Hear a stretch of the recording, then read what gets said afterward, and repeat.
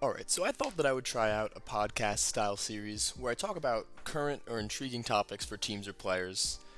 My face cam was not working today, but let me know if you want that in the next video and comment if you enjoy.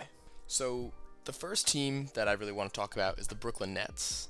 At this point, I think about as they're recording this video, they're 36 and 17. The big three, James Harden, Kyrie, and KD, are all averaging over 25 points per game when they play, and they added Blake Griffin, LaMarcus Aldridge, and they even signed Alize Johnson in the last month. He was on like two 10-day contracts, and he just got like a multi-year deal the other day. But it's not all good in Brooklyn. KD, Harden, and Kyrie have played a whopping 7 games together. I know, crazy high number. And whenever one is about to come back to form the full trio, it seems that another one just drops and gets injured. We're about to enter the last 4 weeks of the NBA season, and not only have the three not played together, but they also haven't played with their new additions. We know that their front court was lacking before the pickups that they made. Now they have a surplus of just really average options for that front court positions. They all have different skills and weaknesses. This could be beneficial. You can keep throwing fresh bodies at the elite bigs when you're in the playoffs, like Adebayo, Embiid, Jokic, AD, or it could create chemistry issues from guys not playing as much as they might want to. That being said, this team has the highest ceiling for this year's postseason, in my opinion. KD's averaging 28, Harden's averaging close to like a 25-point triple-double with 11 assists, and Kyrie's been the closer for this team, also averaging like 27 points per game. And they've done all of this, all of them have been above league average efficiency from true shooting, 3-point, 2-point, effective field goal percentage, all of the above. Blake and LA are not what they used to be, but LA can be used as a bench scorer, and Blake has been an energy guy off the bench. But there's still a few questions to be asked for this team. What's the end game lineup? We know it'll be KD, Kyrie, Harden, probably Joe Harris, but then who? The young Claxton, the slower LaMarcus Aldridge, the undersized Blake Griffin at the 5 spot. Do you even put KD at the 5 spot? You really got to figure out what that end game clutch time lineup is going to be so they can create some chemistry late in the game. 2 is how do they fix or limit the damage on the defensive end. They're currently 25th in defensive rating, albeit being average in terms of pace. Harden can be average defensively when he tries, and KD can have some moments. I remember in Golden State he was a really good defender, but he doesn't quite move like that laterally anymore, and he's not in the paint too much guarding those guys. Bruce Brown is a nice on-ball defender, and they have some good rebounders at the center position like DeAndre Jordan and Nicholas Claxton, but they're near the bottom in forcing turnovers, so they don't get to run the break with all the elite guards that they have. Their rim protection's not great, and Blake and LaMarcus Aldridge did not fix that at the buyout market.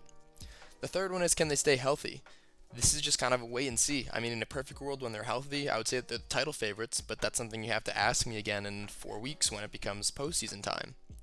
And 4, kind of a recent thing, is will Dinwiddie be back? He's apparently ahead of schedule on his rehab and maybe back in time for the postseason. How would that affect their lineup in the clutch, and how would that affect his free agency? He's a great secondary ball handler and playmaker, good shooter, decent defender. Could we see some death lineups with his addition into the lineup? I don't know if he would really be starting or in endgame lineups because Kyrie, Harden, and Dinwiddie with Joe Harris would not really work out from a defensive matchup standpoint, but we'll have to see. I mean, he's great six-man off the bench playing 30 minutes a game. He can be in whenever Kyrie or Harden is out. And like I said, sorry, secondary ball handler and playmaker would be great for the Brooklyn Nets to really round out their bench rotation. Definitely a title favorite with or even without Dinwiddie if they can stay healthy. The next team that I want to talk about is the Golden State Warriors. The basketball gods, are more like the NBA Satan, honestly, is just fucking toying with the Golden State Warriors. They've lost Klay Thompson, the second best shooter of all time, for 2 straight seasons. They missed Steph for pretty much all of 2019-2020. KD went down in his final stint with the team, and now James Wiseman has also gone down with a probable torn meniscus, I think they're saying all of 2020 to 2021 for the rest of the season. His rookie season definitely had its ups and downs. He's a promising young player for sure. I mean, for a 19-year-old who barely played college ball, the most important thing he's missing out on is an experience here, not only in the playoffs, but also in the regular season. I mean, he has evident flaws. He's been benched several times throughout this tumultuous season for the Golden State Warriors, but again, He's only 19. His fouling is out of control, even for a young player. He's not particularly careful with the ball, whether that results in turnovers or bad passes or, not going up as strong as he should when he gets the ball kind of on the block. And he could shoot better at the rim, but he's also shown at least flashes of an outside game, absolutely insane athleticism, and decent hands for a big guy, which is a really underrated trait for a big dude. Unfortunately, his development might be pushed back a year with this news that he's, torn his meniscus and he's going to miss at least the last third of the season and, you know, important games down the stretch of his season. Um, can he develop into a 16 point, 20 point, 10 rebound guy before Curry? God, Curry is out of his prime. Personally, I see him averaging like 17 and 9 maybe in like 2022, like 2 years from now, following kind of a similar path as DeAndre Ayton, but slightly less impressive and not as effective on the defensive end, I think.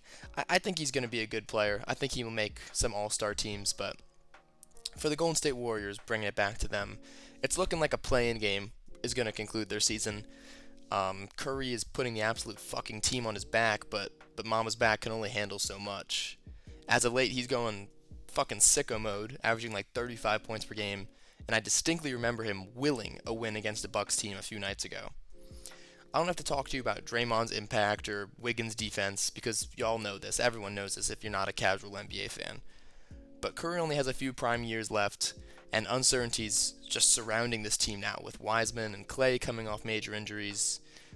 They do have some improvement in their supporting cast. Like Oubre has been better before, since clanking the first few weeks of the regular season. Andrew Wiggins has been really good on the defensive end and, is a pretty good three-point shooter. And Jordan Poole has been a nice kind of six-man scorer off the bench. Personally, I think I see some playoff berths in the future when it comes to the next 5 years of this team, but it'd be hard to convince me of like a reasonable championship window for this Golden State Warriors team. It also appears that Kelly Oubre, the hot man himself, is as good as gone, for whatever that's worth to female Warrior fans, but I don't really see a championship window for this Golden State Warriors team unless everything goes right. And finally, the last team that I want to talk about is the Chicago Bulls. Since their surprising addition of the All-Star Nikola fucking Vucevic, the Bulls have been going on a tear. They've been 3-6 as of Sunday since acquiring Vucevic. I understand, initial chemistry struggles, but the Bulls have made a sizable risk trading for Vucevic. They gave up their unprotected picks in 2021, this year, and 2023 to the Orlando Magic. Not many teams elect to give up unprotected first, especially when they're not a solidified good team. But that was the asking price, I think, to have to only give up one of their young core pieces, the Mr. Wendell Carter Jr. the firsteth. Why did I say it like that? But they did just pair two All-Stars in Chicago when they had none at this time last year. So strides are being taken in the Windy City. This team has more talent than a 22-30 team should have. LaVine and Vucevic are gifted scorers with decent playmaking skills for their respective positions as well. They've been a tad below average on offense and a tad below average on defense by the usual metrics. But from a more subjective perspective, from watching from some Bulls games, I think that the ball movement, the spacing, and the fit is not quite there yet. You might be like, what do you mean the spacing isn't there? They have LaVine, Vucevic, and Lauri Markkanen.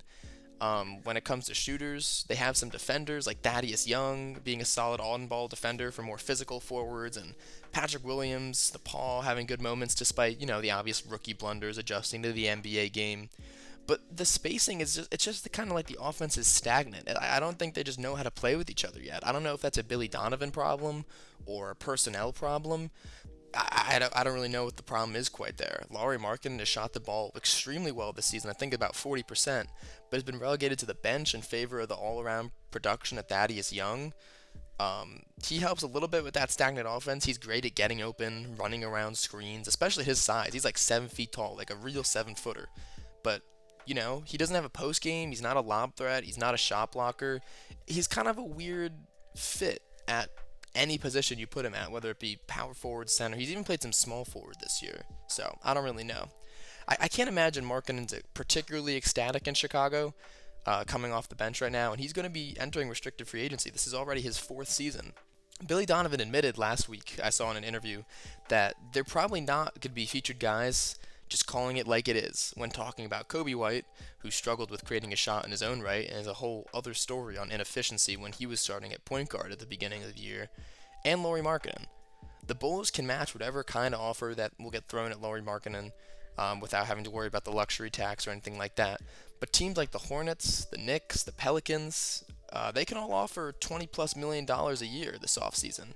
And getting a lead guard like Lonzo or Spencer Dinwiddie is going to be harder with the addition of Vucevic's large multi-year contract. It doesn't give him as much space under the salary cap to sign someone that wasn't on their team last season. And I know that I've rambled with quite some negativity, but overall I approve the move for the Bulls. I think the Bulls have plenty of young pieces, 2 All-Stars, and some glue guys and like Sato and Thaddeus Young. I like the construction of the team on paper, and I think they have to turn it around with the talent that they have. I mean, they're not great this season, but they shouldn't get a top 5 pick, or the Magic, I should say, and shouldn't get a top 5 pick, and they would just be settling for another mid to late lottery pick in this draft if they have their pick. They have plenty of young guys. They have Patrick Williams, Lauri Markkanen, and Kobe White. As long as their pick doesn't, fall to the top few in 2023, as long as the team doesn't crumble around them, I think the trade was worth it for the Bulls to get 2 All-Stars when you're talking about it from a cost-benefit analysis. With another offseason to form the team around LaVine and Vucevic, like I've mentioned a bunch of times, 2 All-Star caliber players, I believe a top 6 seed in 2021 to 2022 is only in jeopardy from health. When LaVine goes absolutely monkey nuts, apes grapes, whatever you want to call it, they can win any game. So they're a scary team to face in the play-in game as well. Like LaVine just dropped a 50 bomb. That's only like fucking 40 less than Michael Jordan has on the Bulls, which is still fucking crazy. They can he can drop a 50, 40 point bomb at any point. I guess they lost the game that he dropped 50 in, but my point still stands. They're currently 10th and will more than likely finish with at least a play-in game in the Eastern Conference, and they will be scary in that game if LaVine gets going and Vucevic can, play some offense. Overall, I think it's just the defense they really have to form around these guys, a little bit more spacing, and kind of just define everyone's roles a little bit better. And like I said, 2021 looks pretty bright for the Chicago Bulls. That's pretty much all I have for this video, just the 3 teams that I really wanted to talk about, some in-depth analysis into players as well. But please leave a like, subscribe, and share this video with your friends, families, pets, neighbors, I don't know, so I'm just not talking to myself about basketball. In the next episode, I plan to talk about the Wizards, the Mavericks, and whatever other team I feel like. So, peace.